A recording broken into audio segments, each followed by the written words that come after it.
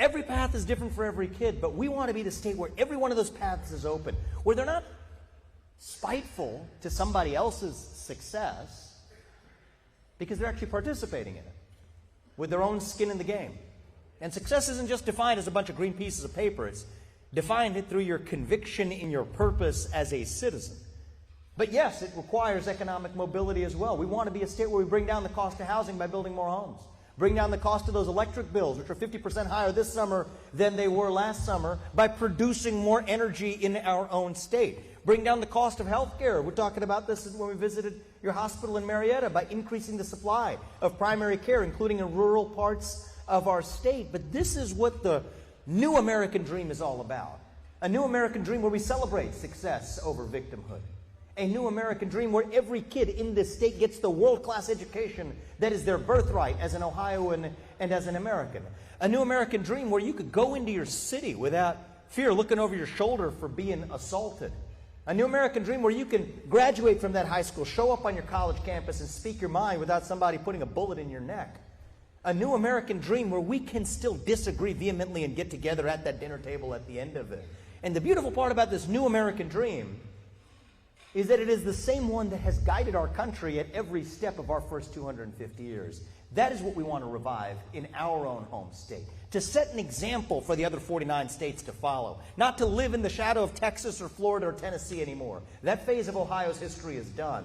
But to be the state that sets an example, to be that shining city on a hill that Ronald Reagan spoke of, that the rest of the Union can actually aspire to. This is an ambitious vision for our state. It is not a humble vision. It is an ambitious vision because I believe that is who we really are as Ohioans and as Americans. We don't whine, we win. We're not victims, we're victors. When we rally behind the cry to make America great again, that is what we hungered for.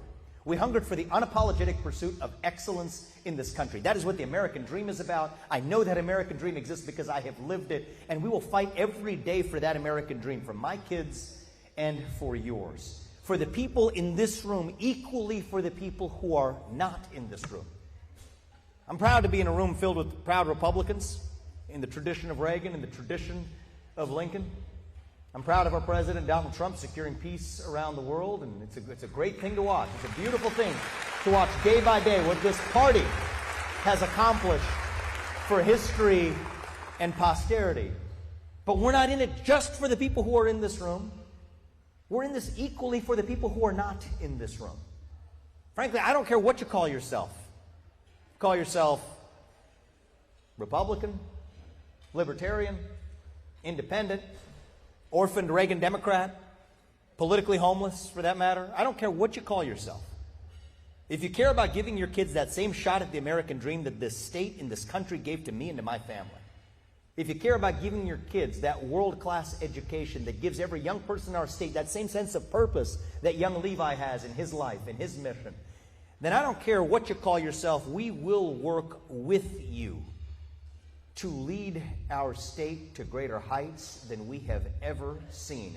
We will do it. Dare I say this in a manner, and I don't say this lightly, this is not an easy promise to make, but dare I say it, that we will do it in a way that unites this state, in a manner that sets a model for what actual American unity looks like. E pluribus unum, from many, one.